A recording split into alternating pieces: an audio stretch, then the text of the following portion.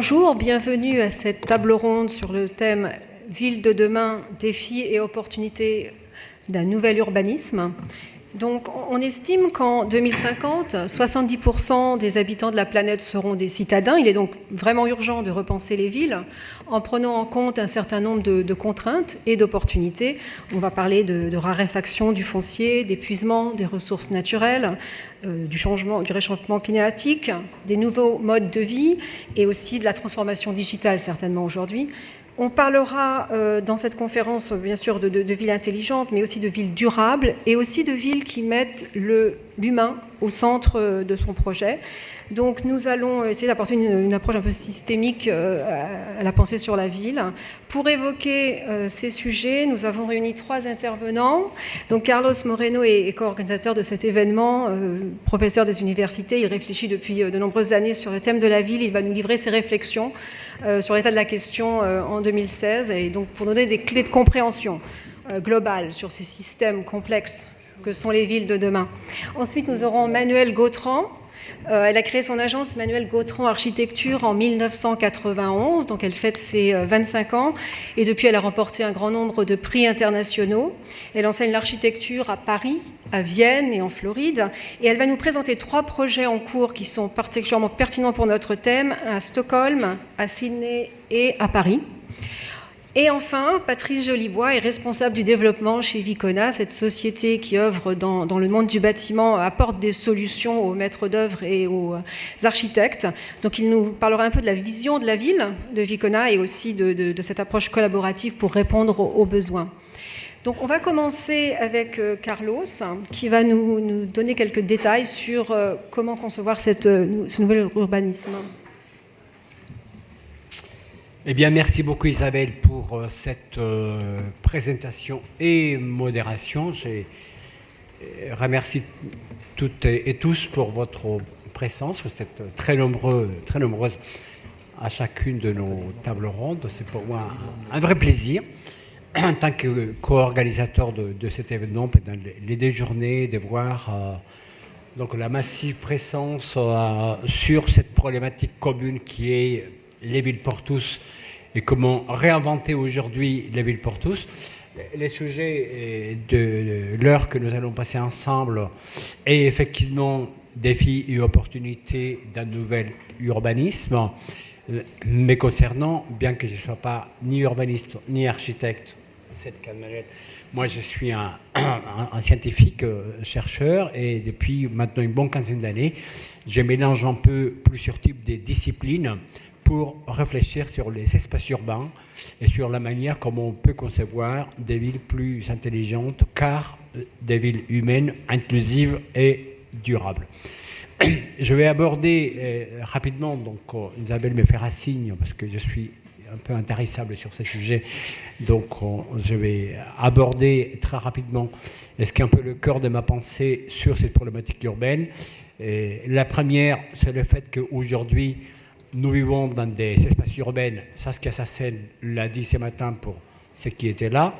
C'est un système très complexe, mais en même temps, il est très incomplète. Nous avons donc une notion de très forte incomplétude dans les villes. C'est-à-dire que les villes se développent de manière très inégale. La ville, chacune dans un contexte qui lui est propre.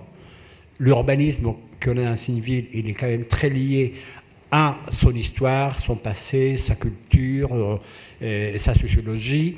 Ce qui se passe à Paris est très différent de ce qui se passe à Bogota ou à Medellín ou à Sydney. Il y a des racines historiques dans le développement urbanistique, donc, qui lui donnent une certaine caractéristique. Deuxièmement, la ville se développe de manière extrêmement rapide sur les dernières 50 années, mais le temps de la ville, c'est ce que j'appelle, c'est une cinétique très longue. Quand on souhaite faire de profonds changements urbanistiques dans une ville, parfois il se passe plusieurs décennies pour que cette transformation s'opère. Quand nous vivons dans un monde au XXIe siècle, qui est le monde de l'instantanéité, de l'ubiquité, des réseaux sociaux, des maillages, des nouveaux services qu'il y a partout. Donc, pouvoir faire correspondre un temps long urbanistique avec un temps instantané de médias sociaux et de réseaux sociaux engendre une certaine complexité qui va de pair avec des insatisfactions. Je vais donner 2 exemples, je serai court là-dessus.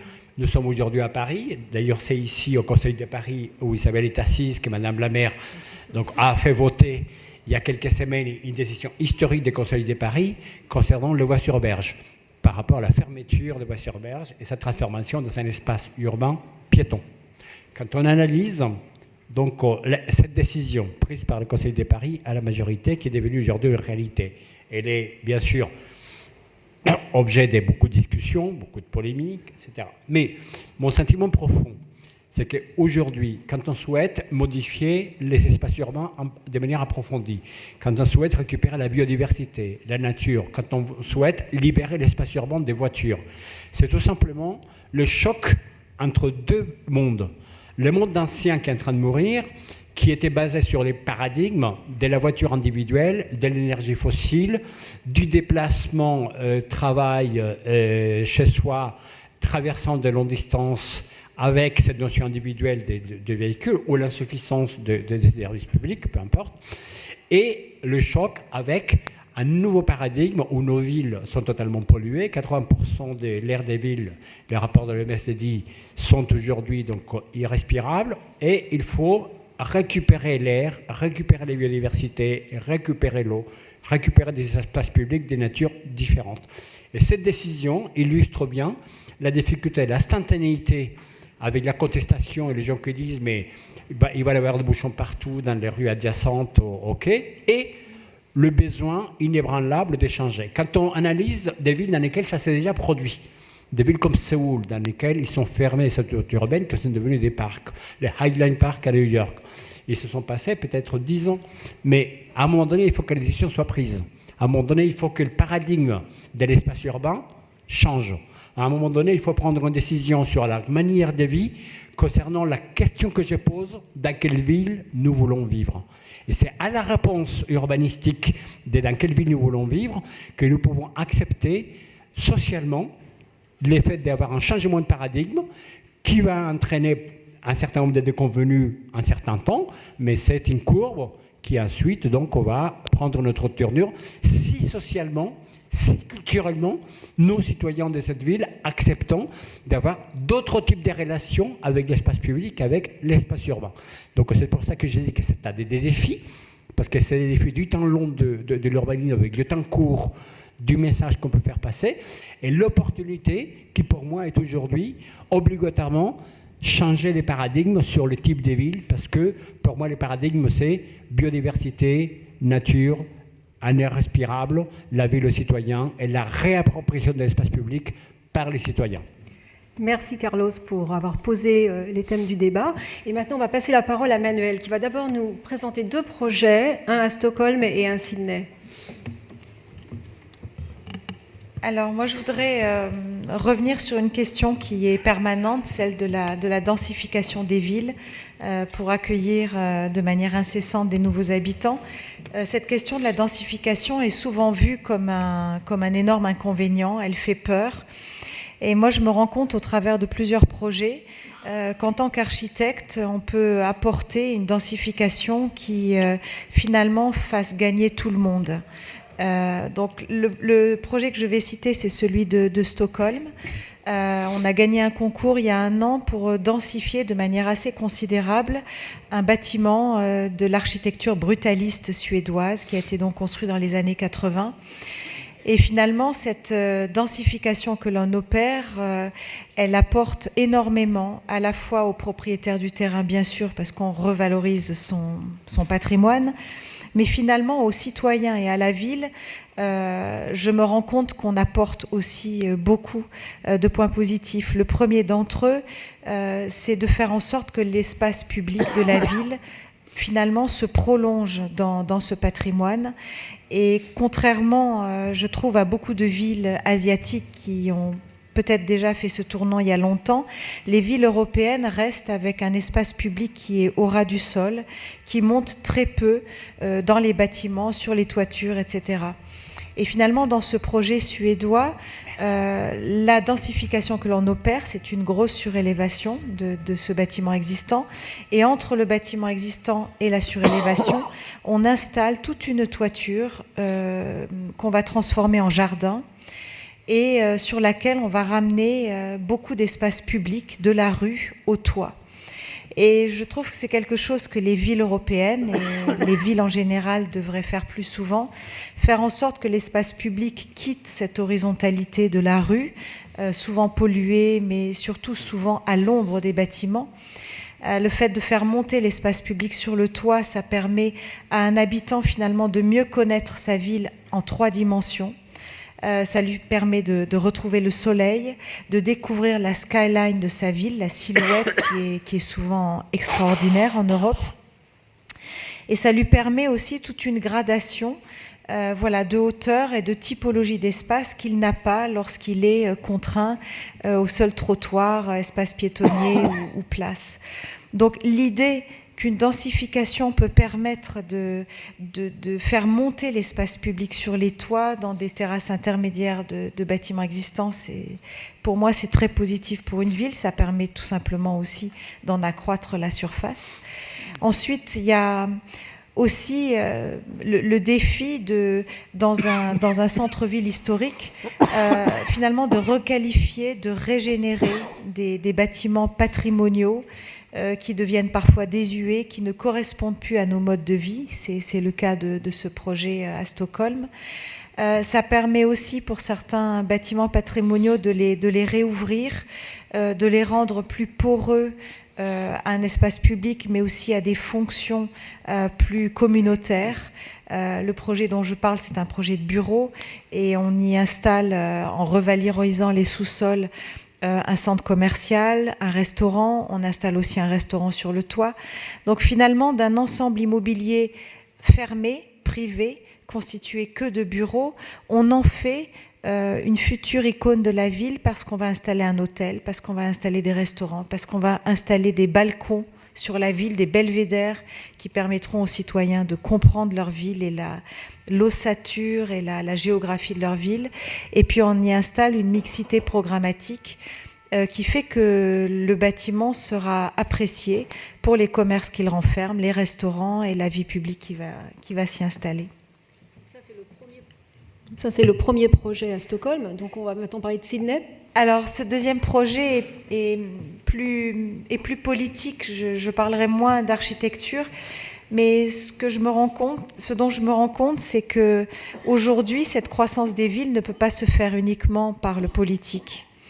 Et à un moment donné, installer un dialogue très poussé avec le citoyen, c'est quand même fondamental pour faire accepter cette densification, pour la partager, et pour prendre aussi des idées des citoyens qui en ont beaucoup. Le projet de Sydney, en fait, c'est une petite commune très très dynamique et très jeune qui est à l'ouest de la ville, qui possède sa propre mairie comme une mairie d'arrondissement. C'est un district qui s'appelle Parramatta. Cette ville a décidé d'étendre son hôtel de ville avec une architecture très contemporaine, un projet à part entière. C'est difficile à traduire en français, mais l'objectif de ce projet, c'est un centre communautaire et civique qui va finalement être un lieu qui articule d'une part le pouvoir des élus de la ville avec tous les citoyens qui vont pouvoir aller sans arrêt dans ce bâtiment pour dialoguer avec les élus, pour partager les projets de la ville, pour se mettre au courant sur ce qui se passe et pour eux-mêmes proposer des projets. Donc concrètement, ce projet renferme des extensions pour les salles du conseil, comme celle-ci. Le projet va renfermer la nouvelle salle du conseil, qui est éminemment une salle ouverte au public, vraiment imaginée comme un grand auditorium de théâtre. Aussi, on renferme des lieux d'exposition, une bibliothèque, des lieux de travail aussi pour les citoyens. et également un Smart City Grid Center, c'est-à-dire un lieu où les habitants pourront voir comment leur ville fonctionne et assister en temps réel à toutes les clés de compréhension de leur ville. C'est d'ailleurs ce seul espace et le seul qui n'est pas interactif, pour des raisons de sûreté et de sécurité évidentes, parce que même si on est en Australie, voilà, il y a une certaine mesure et une certaine crainte et discipline face aux questions de sûreté qui sont maintenant mondiales. Mais même si c'est pas un lieu interactif, c'est un lieu quand même où le citoyen pourra comprendre beaucoup de choses que très peu d'habitants aujourd'hui dans les autres grandes métropoles mondiales ne comprennent. Donc c'est un lieu finalement dont j'apprécie énormément le programme et qui va certainement se développer, parce que c'est le lieu vraiment d'échange dans une politique beaucoup plus horizontale que verticale entre l'élu et l'habitant d'une ville, pour finalement que la ville se fabrique à plusieurs mains. Donc nous pourrions aussi peut-être parler dans la foulée du troisième projet, parce qu'il concerne la ville de Paris. Vous avez été lauréate du concours de la ville de Paris, Réinventer Paris, et vous avez commencé, enfin vous vous lancez dans un projet de logement. Oui. C'est vrai que la ville de Paris a eu une initiative assez extraordinaire, celle de lancer cette grande consultation qui s'appelle Réinventer Paris, parce que je crois qu'elle a beaucoup réveillé d'intervenants dans le milieu de l'urbanisme, de l'architecture, de la sociologie, etc. Donc on a gagné un des 23 sites, effectivement. J'ai gagné un des 23 sites au sein d'une équipe de promotion, NFU Loftissime, et c'est un projet de logement que j'ai souhaité faire, parce que je pense que dans cet accroissement des villes aujourd'hui, un des programmes les plus importants et un des sujets les plus fondamentaux, c'est le logement. Donc on a imaginé un projet de logement d'abord sur un site, c'est important que je l'évoque. La première fois que j'ai visité ce site, j'ai presque, entre guillemets, pas vu où il était, tellement qu'il s'agissait d'un espace résiduel de petite taille, dans un quartier, dans le 13e arrondissement, déjà finalement assez dense. C'était une petite miette. Et cet espace résiduel, finalement, je pense qu'on l'a transformé en une sorte de pépite, parce que là aussi, je pense que la densification, elle n'apporte pas que du négatif. C'est-à-dire dans un lieu qui est triste, maussade, qui n'a pas été touché depuis des décennies, je pense qu'il est fondamental, comme de l'acupuncture, de venir installer des petits projets qui réveillent un quartier, qui le rendent plus joyeux, qui le verdissent aussi, parce que notre projet est assez vert, et qui y installent, c'est le cas de notre projet, des lieux communs, là encore destinés aux habitants du quartier. Donc c'est un projet de logement avec une conciergerie urbaine, avec une crèche, donc 2 petits équipements tout de suite immédiatement ouverts aux habitants du quartier. Et puis au-dessus, on a 5 niveaux de logement. On s'est donné énormément de mots d'ordre, on a voulu être expérimental, presque, pas expérimental, mais innovant sur beaucoup de sujets. L'un d'entre eux, c'est de co-concevoir les logements avec les habitants. Donc le promoteur qui a lancé le grand projet qui s'appelle Ville pour tous, NFU a lancé le grand projet Ville pour tous, a installé de manière totalement publique une plateforme de manière à faire une manifestation d'intérêt. Donc on a eu plus de 1200 manifestations d'intérêt pour un tout petit projet de 25 logements.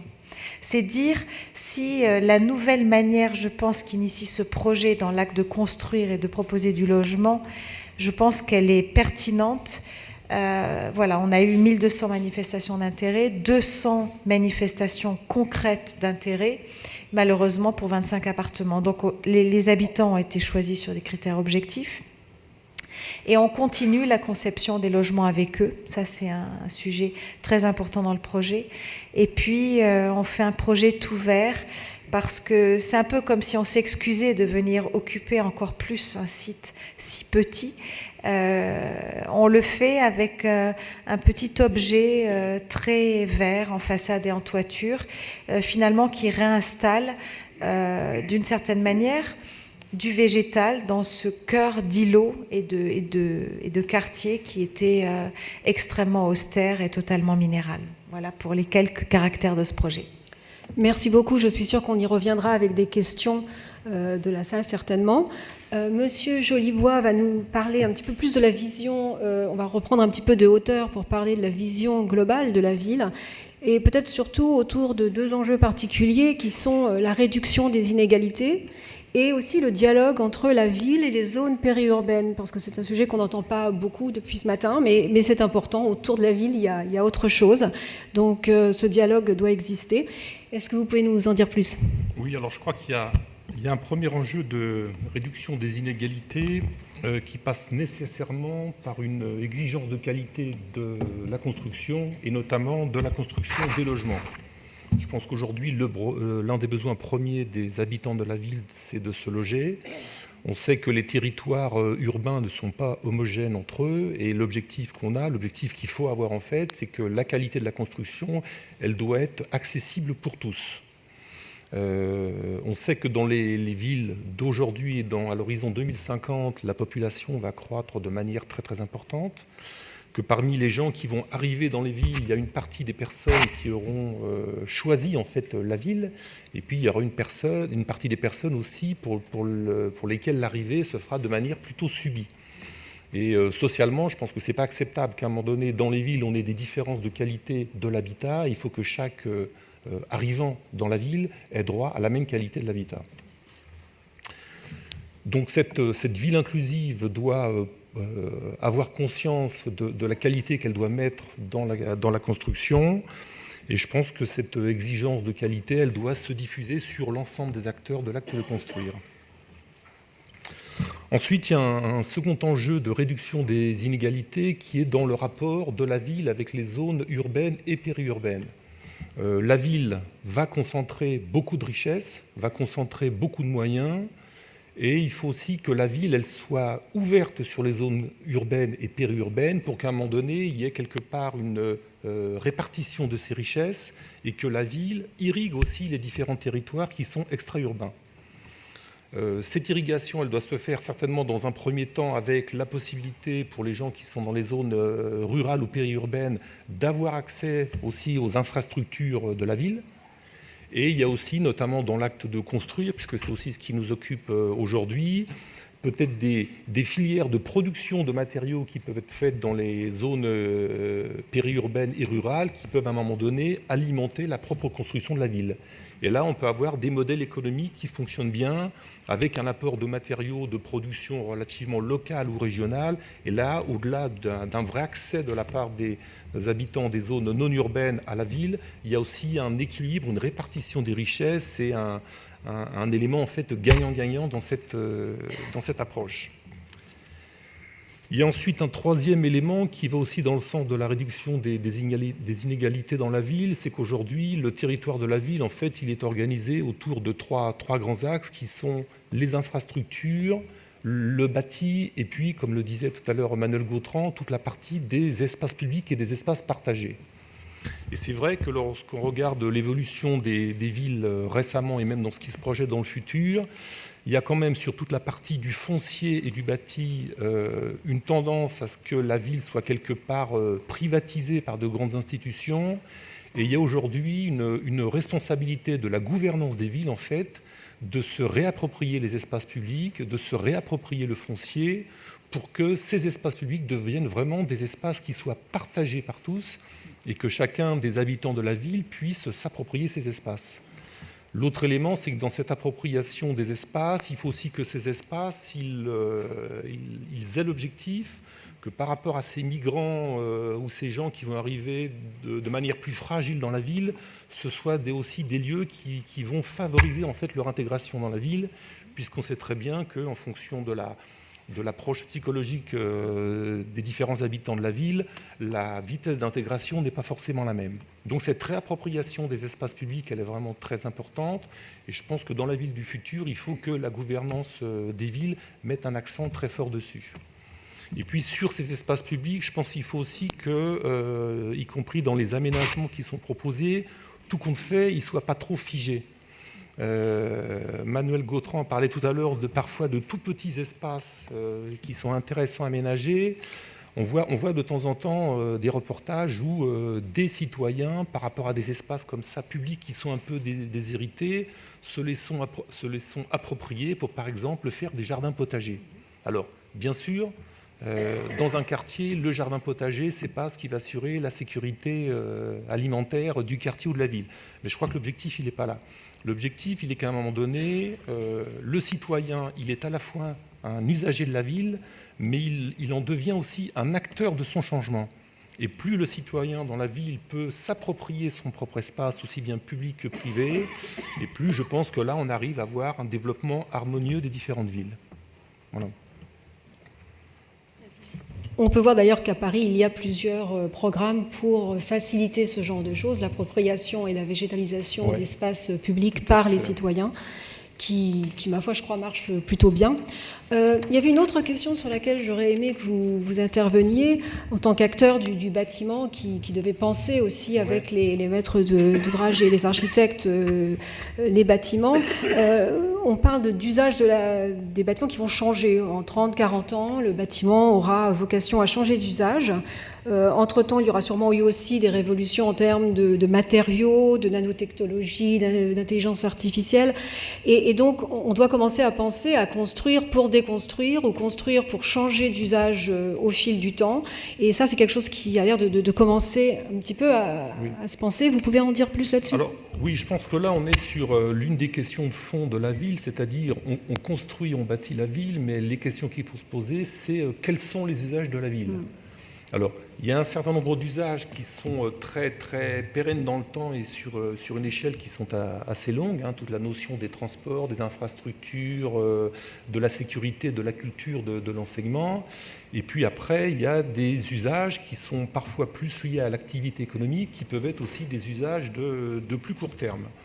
Et je pense que là, dans ce qui nous attend, l'horizon 2050, dans les villes, on va voir un double choc, c'est-à-dire à la fois celui d'une augmentation de la population et en même temps, 2050 c'est un horizon qui est à très court terme à 35 ans, où à un moment donné on va voir des mutations industrielles profondes qui vont être liées aux apports des nouvelles technologies, donc il y a la biotechnologie, la nanotechnologie, on peut parler aussi des pistes certainement très prometteuses pour le futur de l'intelligence artificielle, de la robotique aussi, qui quelque part dans un premier temps va détruire des emplois, notamment les emplois qui sont les moins qualifiés, et quelque part tous ces impacts technologiques vont avoir une incidence forte sur la manière dont on va construire la ville, et que obligatoirement les usages de certains bâtiments vont changer et vont changer rapidement.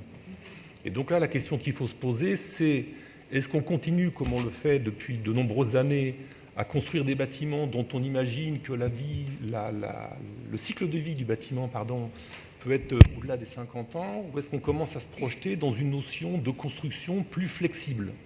C'est-à-dire l'idée qu'un bâtiment peut avoir pendant 20 ou 30 ans une certaine fonction, mais qu'au bout de ces 20 ans ou 30 ans, on puisse anticiper, en tout cas prévoir qu'à un moment donné, il va falloir le reconvertir parce qu'il va changer d'usage et qu'à un moment donné, il faut réaffecter aussi ce bâtiment.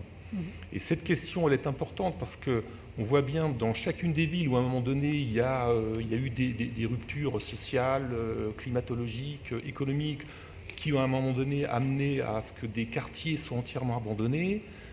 Ces quartiers-là, ces territoires-là des villes sont vraiment des zones qui sont,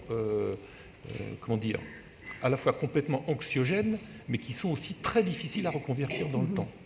Et c'est malheureusement souvent des zones dans lesquelles les populations les moins fragiles arrivent à trouver des refuges. Donc là, on est dans un cercle qui n'est pas forcément le bon. Et la responsabilité des bâtisseurs des villes de demain, c'est aussi de se projeter dans cette notion de flexibilité de l'habitat pour arriver à avoir quelque chose de plus, à la fois à l'échelle humaine, mais qui va aussi dans le sens d'une ville qui évolue et qui n'est pas figée sur elle-même. Est-ce que vous, Manuel Gautran, en tant qu'architecte, vous avez déjà une réflexion là-dessus ou des idées ? Oui, bien sûr, il y a beaucoup de programmes qu'un architecte se doit de rendre flexibles. En même temps, je pense que l'architecture, c'est quand même un acte qui s'inscrit dans la durée, c'est-à-dire que intégrer de la flexibilité, pour autant, ça n'est pas faire une architecture éphémère ou qui aurait une durée de vie potentiellement moins longue que celle qu'elle a aujourd'hui.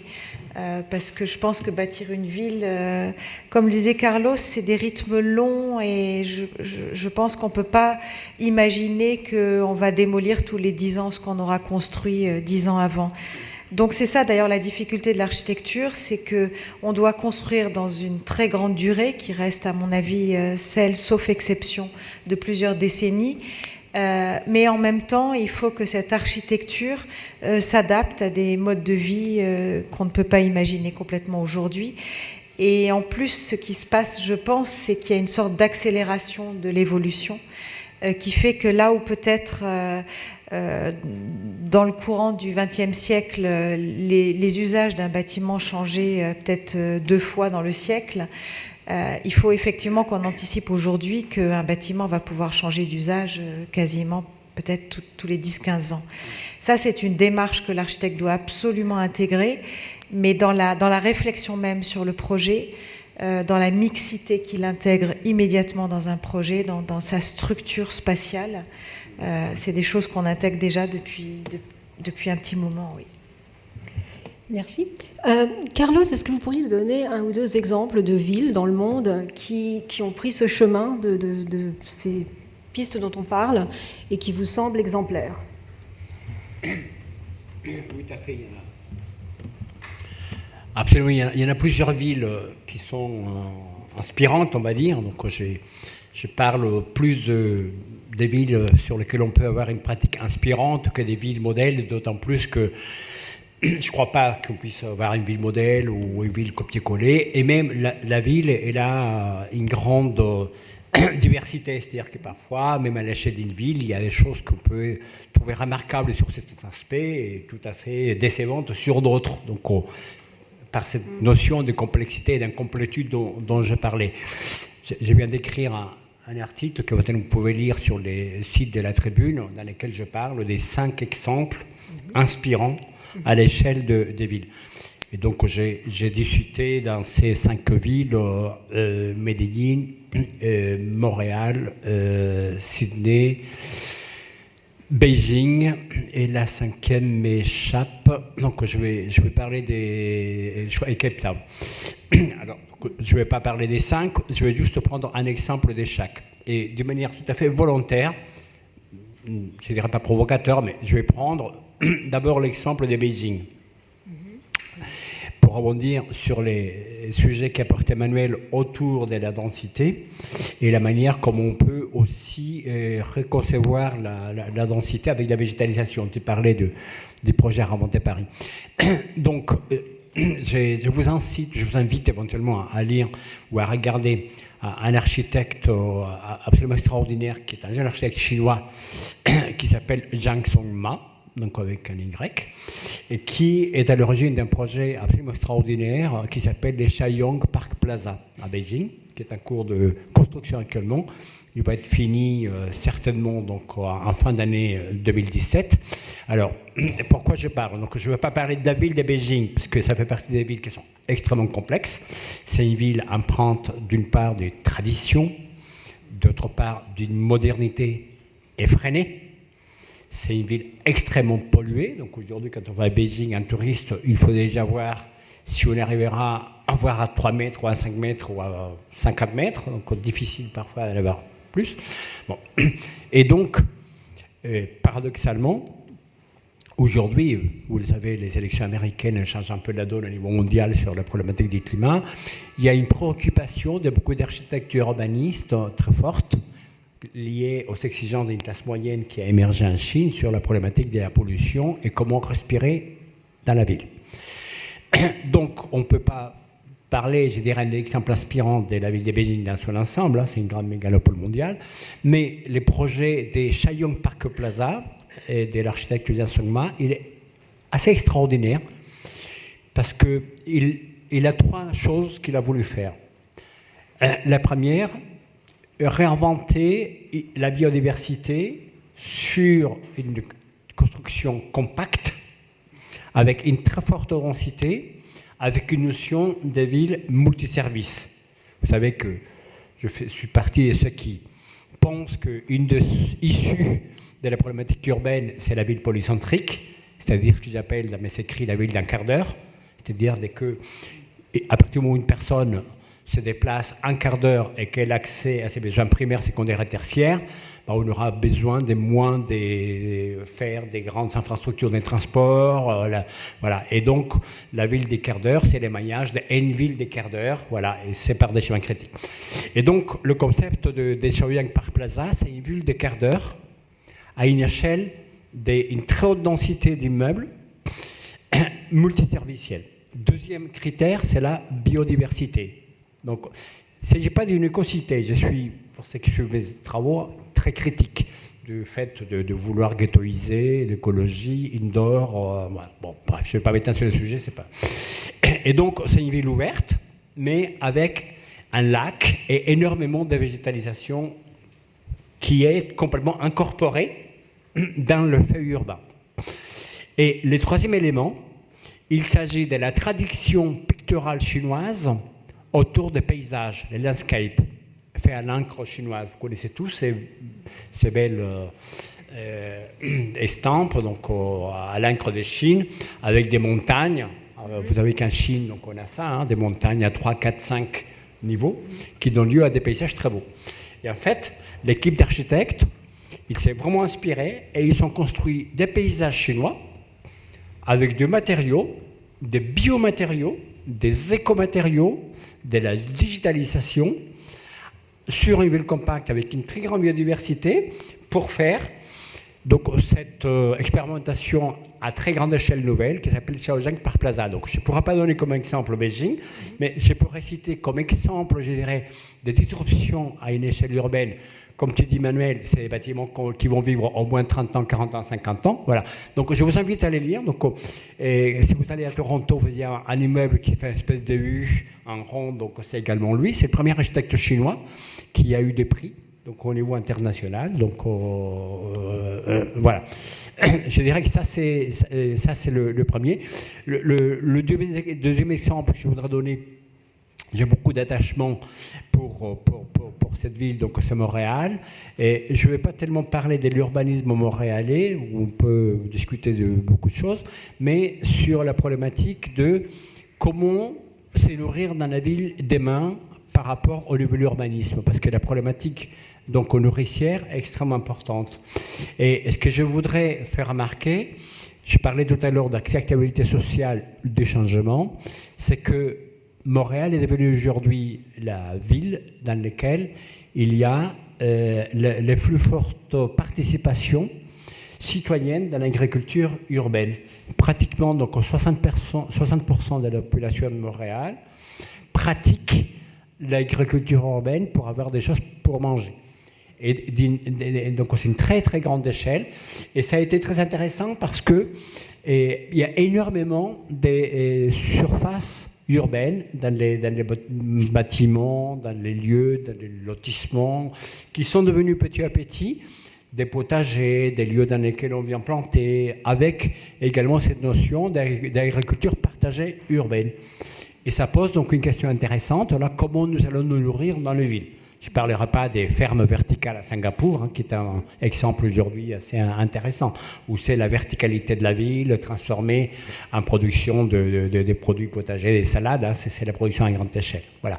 Donc, c'est deux exemples différents autour de nouvelles approches. Et pour finir, je dirais que Emmanuel a cité l'exemple Réinventer Paris. Je pense que nous sommes très fiers. Vous savez que je suis également au niveau de la ville de Paris, envoyé spécial de la mer sur les problématiques urbaines. Et je suis très souvent interrogé au niveau international sur Réinventer Paris, parce que je pense que c'est le plus bel exemple à aujourd'hui de cette acupuncture urbaine, qui est 23 sites donc répartis sur la ville, qui à l'horizon de 5 ans, 6 ans vont donner lieu à des nouveaux ouvrages, et qui par la force d'avoir 23 lieux différents qui se transforment, c'est comme l'acupuncture, on plante donc des aiguilles, on trouve des centres névralgiques, on transforme chacun dans ces lieux, et par associativité de la complexité, ça fait émerger quelque chose, parce qu'elle est tout beau plus que la somme des parties. Et donc ce n'est pas 23 sites différents. C'est un tout Paris qui sera transformé, non pas par chacun des 23 sites, mais par l'interaction des 23 sites qui fera émerger des nouvelles pratiques. Donc je pense que cette notion de l'acupuncture urbaine, c'est ce que l'on observe sur beaucoup de projets à Beijing. Je n'ai parlé que des choses en classe, que l'on observe à Montréal également. J'ai parlé également de Medellín et Cape Town, parce que je finirai par là. Cet urbanisme aussi, c'est l'urbanisme des transformations. Cape Town aujourd'hui est des choses absolument exemplaires d'un point de vue urbanistique, mais c'est ce que j'appelle l'urbanisme de transition, parce qu'on sort quand même, il n'y a même pas 14 ans, les Noirs et les Blancs ne pouvaient pas partager les mêmes espaces publics, ils ne pouvaient pas partager les mêmes espaces indoor, ils ne pouvaient pas avoir les mêmes pratiques donc, en termes d'utilisation des bâtiments, et que donc 14 ans, en fait, c'est peu, et où il y a une transformation urbaine en profondeur pour réutiliser les espaces publics et les espaces privés de nature complètement différentes. Je vous rappelle que quand vous allez à Cape Town ou en général dans ces villes, Johannesburg, Durban, et ce qui frappe en premier, c'est les grandes avenues, les grands boulevards qui étaient en fait des panneaux optiques à ciel ouvert pour canaliser les manifestations qui descendaient des ghettos et donc on voyait les hélicoptères et les flics, etc. Parce que la ghettoisation du monde urbain donc, n'était pas compatible donc, avec la paix sociale et du coup, tous les grands espaces urbains, des grandes volées, des boulevards d'avenues, ce n'était pas uniquement pour avoir des voitures qui se déplacent, mais c'était pour mieux maîtriser le contrôle de la population, parce que l'Afrique du Sud était un panneau optique à ciel ouvert. Donc c'est des espaces urbains qui étaient considérés comme lieux de surveillance, même s'ils étaient à ciel ouvert, et on avait l'impression de liberté, parce qu'ils sont très grands. Mais c'était pour mieux canaliser la foule qui pouvait... voilà. Et aujourd'hui, il faut transformer tout ça pour le faire devenir des lieux pour les piétons, etc. Sortir donc les voitures et lui donner un autre usage à ces espaces publics. Merci. Alors justement, en parlant des citoyens qui habitent ces villes, on a parlé de participation dans plusieurs de vos projets. Qu'est-ce que vous pourriez nous dire sur cette tendance de co-construire en amont, ensuite, enfin, qu'est-ce que vous voyez se dessiner ? En fait, c'est fondamental de faire participer les habitants aussi, justement, pour revenir à cette question sur la flexibilité. Plus on introduit le futur habitant en amont, plus le bâtiment aura un cycle de vie quand même rallongé parce qu'il sera approprié de manière paisible et volontaire et il ne sera pas subi. Et ça relie aussi une autre question qui est celle des espaces publics. Je pense que la qualité d'une ville, c'est beaucoup la qualité de ces espaces publics, de ces vides par opposition au plein que constituent les bâtiments. Et la progression finalement des espaces publics à la fois verticalement pour créer un maillage plus en 3 dimensions, mais à la fois aussi vers des espaces privés, elle est importante. Et le projet de logement justement qu'on fait dans le cadre de Réinventer Paris, c'est un projet où on a essayé de décliner depuis les espaces publics extérieurs aux espaces vraiment privés que constituent les appartements, on a décliné des espaces vraiment intermédiaires progressivement qui passent en douceur du public au privé. Et une partie de ces espaces, ce sont des espaces communs pour les habitants. Donc il y a dans le bâtiment des espaces communs à l'échelle du quartier. Et ensuite, à l'intérieur, il y a des espaces communs à l'échelle des habitants.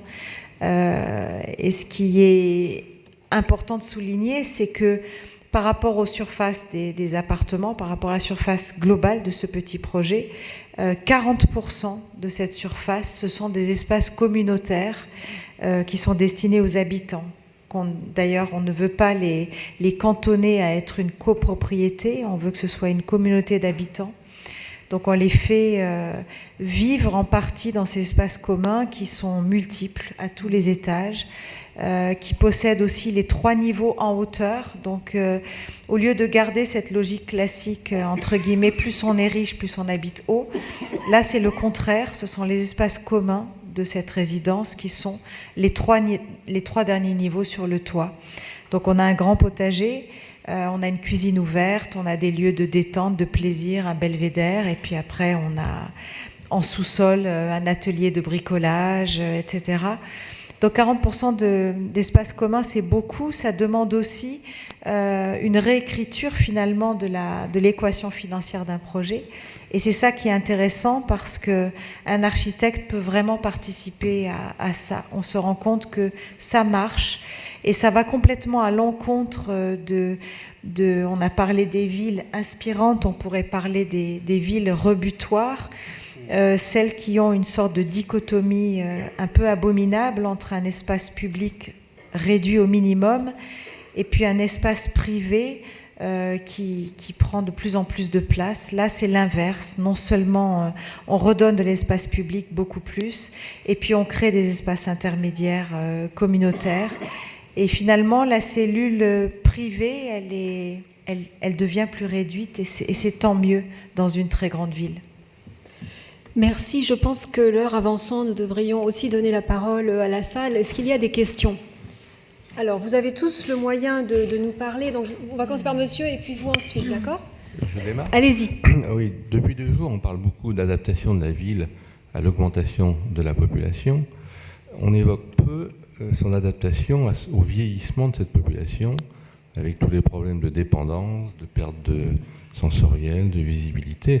Alors, je ne sais pas, la semaine dernière, j'étais dans un autre colloque, où on a un peu tendance à dire aujourd'hui, ça va être les prothèses de santé qui vont, à long terme, qui vont résoudre ces problèmes de mobilité, et on laisse un peu l'architecture de côté. Je veux dire, le fauteuil roulant va disparaître et donc l'exosquelette va résoudre ces problèmes de mobilité. Je peux répondre justement dans le cadre... Alors c'est toute petite échelle, mais il faut passer après du micro au macro. Dans le projet de logement Réinventer Paris, justement, après cette manifestation d'intérêt, un des critères de choix des promoteurs, ça a été de mixer dans cette population qui va habiter dans ces logements des cas de figure totalement différents. Donc on a exprès retenu un certain nombre de personnes assez âgées dans la résidence. En fait, il y a de tout. Il y a un jeune couple qui n'a pas encore d'enfants, il y a des familles avec enfants et il y a des personnes âgées. Et il y a même 2 appartements qui sont à des personnes âgées seules. Et c'est exprès. Il y a une alchimie qui a été recherchée par le promoteur pour justement mélanger tous ces cas de figure et toutes ces populations différentes. Et ensuite, ça a été très loin, parce que c'est un cas idéal qu'on aimerait faire. On a même installé à chaque fois par niveau, sur chaque palier, des populations très complémentaires. C'est-à-dire qu'on a fait exprès de mettre la personne âgée à côté d'un appartement où il va y avoir des parents avec des jeunes enfants. Et il va y avoir également sur ce même palier une femme seule, parce que voilà, une famille monoparentale. Et on a fait à chaque fois exprès de mélanger ces profils finalement différents en se disant, et j'espère que ça va marcher, que la femme seule aura peut-être envie de s'occuper de la vieille personne, tout comme les parents qui ont 2 enfants, et cette personne âgée pourra avoir envie de garder les enfants de cette famille. Donc on a fabriqué des sortes de mariages par niveau, donc à la fois à l'échelle de la résidence et aussi à l'échelle de l'étage. Et ça, c'est important parce que je pense qu'il faut militer pour une intégration jusqu'au bout, jusque dans la plus petite échelle, comme dans la très grande, de toutes ces tranches d'âge, bien sûr. Monsieur Jolibois, est-ce que vous avez envie de réagir sur cette question du vieillissement et les implications pour le bâtiment ? Oui, alors on revient à ce qu'on disait tout à l'heure, qu'effectivement la valeur d'usage de la ville et ce qu'en attendent les habitants. Aujourd'hui, il y a quand même un signe qui est très, je dirais, positif, c'est que lorsque l'on écoute les préoccupations des maîtres d'ouvrage publics et privés, toutes les questions qui sont liées à la mobilité réduite des personnes ou handicap sont vraiment des questions qui sont de plus en plus prises en compte. Après, dans ces prises en compte, il y a aussi, sur un certain nombre de projets, il ne faut pas le nier, une incidence économique. Et parfois, l'équation économique à trouver, c'est, comme le disait Emmanuel Gautran, quelque part, une forme de mixité des bâtiments qui fait qu'à un moment donné, ces bâtiments vont être en capacité d'accueillir des personnes qui sont dans des situations de handicap, mais sans qu'à un moment donné, ça puisse renchérir de manière excessive le coût de construction de l'ensemble du bâtiment. Et aujourd'hui, il y a un vrai équilibre à trouver dans cet axe-là. Les industriels, les bâtisseurs, je dirais, réfléchissent sur ces solutions, et il y a une préoccupation sincère de la part des différents maîtres d'ouvrage. Donc je pense qu'on devrait quand même aller vers un plus très positif. Mais cette équation économique du parfois je dis pas systématique, du renchérissement du coût de certains bâtiments, il ne faut pas non plus l'évacuer de manière trop rapide, parce que ça peut parfois freiner effectivement la création de certains bâtiments.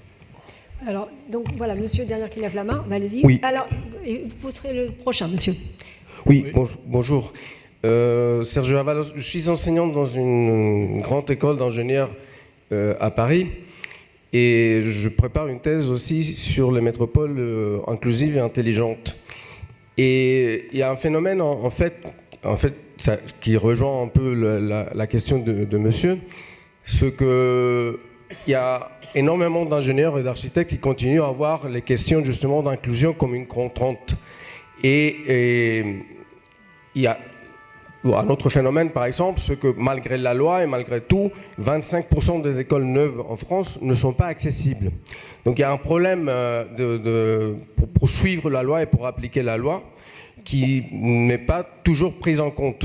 Et il y a une chose qui m'inquiète, c'est que par exemple, ces questions d'inclusion, de résilience, voire d'innovation, ne sont pas suffisamment abordées en école d'ingénieurs et d'architectes. Et ma question est, est-ce qu'il y a des projets ou l'idée d'aller justement faire la sensibilisation le plus en amont possible, c'est-à-dire dès la première année pour les élèves d'ingénieurs et d'architectes, concernant justement les questions d'inclusion et de résilience. Le terme de résilience, très souvent les élèves disent, bon, c'est quoi ça? Bon, dans le meilleur des cas, ils vont le ramener à la question de résilience dans la résistance de matériaux. Mais c'est des notions qui paraissent être à la mode et que tout le monde comprend. Mais la réalité, c'est que, au moins ce que j'ai vu, c'est que dans les écoles, on n'en parle pas assez. Alors Manuel, justement, enseigne l'architecture. Est-ce que vous en parlez? Oui, bien sûr, on en parle. Alors peut-être que la France n'est pas la mieux placée en termes d'écoles d'architecture. J'enseigne dans des écoles d'architecture, pas d'ingénieurs. Mais c'est une question qu'on enseigne. Je pense quand même que l'architecture est un métier complexe et qu'il y a d'une part l'enseignement et ensuite il y a la pratique. Il faut pouvoir, pour un jeune architecte, je crois, il y a plusieurs dimensions essentielles. C'est celle du voyage. Je pense que c'est important de beaucoup voyager et puis de pratiquer dans différentes agences d'architecture, dans des municipalités, etc. Parce que je pense que typiquement, ce n'est pas un métier qui ne s'apprend qu'à l'école. Et on ne peut pas mettre la responsabilité uniquement sur les écoles d'architecture. Je pense que c'est une responsabilité collective et puis ça revient aussi à l'individu lui-même, l'étudiant ou le futur architecte, de se responsabiliser en se rendant compte que c'est une donnée fondamentale, cette question de l'inclusion, du devenir de la ville, de la résilience, etc. Donc je sais que les écoles françaises ne sont pas les mieux placées, mais je pense que ce sont des études dont le but principal est d'ouvrir à la curiosité, de rendre, de rendre sensible. Être architecte, c'est beaucoup être un humaniste et je pense qu'une grande partie de l'apprentissage du métier doit se faire au-delà de l'école durant une bonne partie de son parcours. Donc il ne faut pas trop jeter la pierre aux enseignements. Est-ce que quelqu'un d'autre a envie de réagir à cette question? Oui, je voudrais juste réagir à ce que vous dites, en fait, sur l'inclusion des personnes fragiles.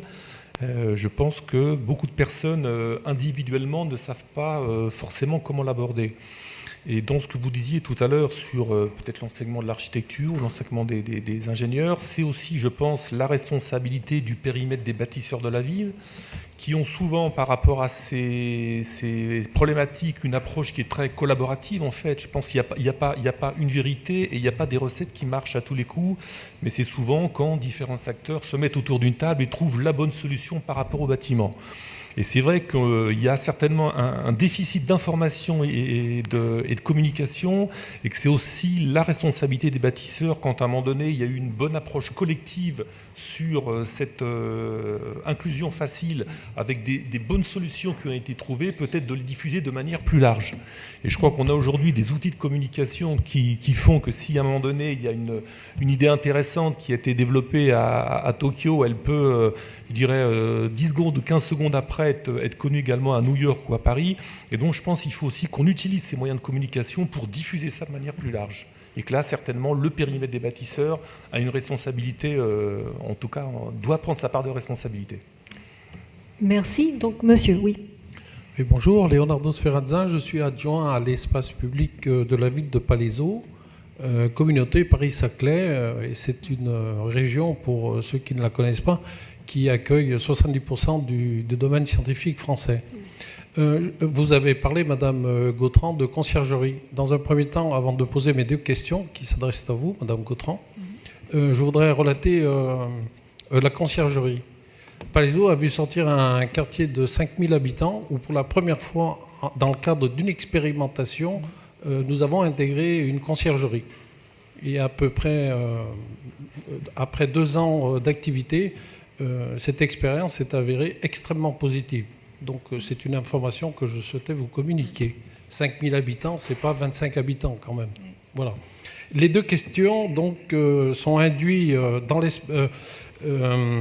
induisent l'espace public concernant donc en matière d'urbanisme.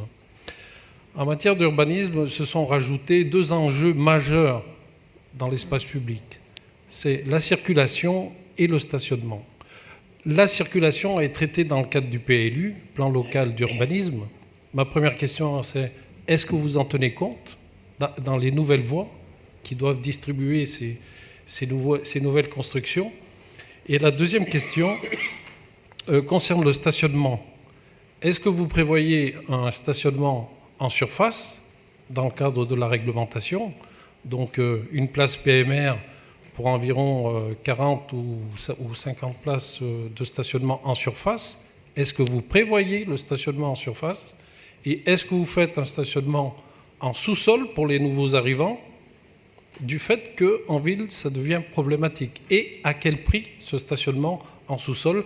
Parce qu'en matière d'inclusion, on s'aperçoit que les nouveaux arrivants qui n'ont pas suffisamment de pouvoir d'achat, eh bien, sacrifient dans leur budget le stationnement en sous-sol parce qu'il faut le payer. Merci pour vos réponses. D'abord, je vais vous féliciter parce que l'équerre d'argent cette année, qui est un grand prix d'architecture, a été donné à un projet qui est sur le plateau de Saclay. Je ne sais pas si vous le savez. Je vais essayer d'être assez synthétique sur la réponse. Sur le projet, parce que je pense que votre question concerne principalement le projet de logement à Paris, dans le 13e, on mise effectivement quasiment tout sur le vélo. Donc oui, on respecte bien sûr le PLU, les plans de circulation, etc. Mais c'est vrai qu'il faut savoir qu'aujourd'hui, le PLU de Paris, comme beaucoup de plans locaux d'urbanisme, donc les réglementations urbanistiques des villes, de plus en plus, elles donnent le nombre de places de parking voiture comme étant un maximum à atteindre et non plus un minimum. Ça veut dire que de plus en plus dans nos mentalités, quand on conçoit un projet, on n'atteint jamais le maximum, le nombre maximum autorisé de places de parking, on le minimise, commençant de plus en plus, anticipant de plus en plus le fait que les habitants vont se déplacer en mode doux. Et le projet d'Edison, donc ce projet de logement à Paris, on va dire, c'est un cas assez extrême puisqu'on n'a aucun stationnement voiture, ni dehors ni dedans. On n'a pas de stationnement voiture en sous-sol. C'était trop coûteux pour le projet d'ailleurs. On a préféré valoriser les fameux 40% d'espace commun dont je parlais tout à l'heure. Et donc on a milité pour un projet où on estime, peut-être ça anticipe aussi cette ville du quart d'heure que je trouve effectivement louable. Elle va être compliquée à mettre en place, mais en tout cas ces quartiers du quart d'heure. Donc on a tout fait pour le vélo. On a maximisé tous les stationnements de vélos, on les a mis dans un espace noble à rez-de-chaussée, en partie d'ailleurs carrément dans le hall de la résidence. Et puis en bas, on a un grand atelier de bricolage. Donc on a commencé à générer tout un travail sur le plaisir d'avoir un vélo, de le réparer et de rouler en vélo. Je voulais aussi intervenir sur la conciergerie. Dans notre projet, elle ne s'adresse pas qu'à nos habitants de la résidence, mais à tout le quartier. Donc ça représente plusieurs centaines d'habitants. Voilà, je pense que la réponse va un peu vous choquer parce qu'on a dû aller très loin. En gros, on n'a plus de voitures du tout dans notre projet. C'est un peu la conclusion. Très bien. Bien, c'est aussi la fin de notre heure. Je voulais vous remercier d'être restés tous parce que je sais que vous sacrifiez un petit peu votre déjeuner. Nous sommes vraiment à la fin de l'heure. Peut-être que vous pouvez vous rapprocher des intervenants s'il reste quelques instants après pour leur poser vos questions. Merci à eux trois d'être venus et merci à tous.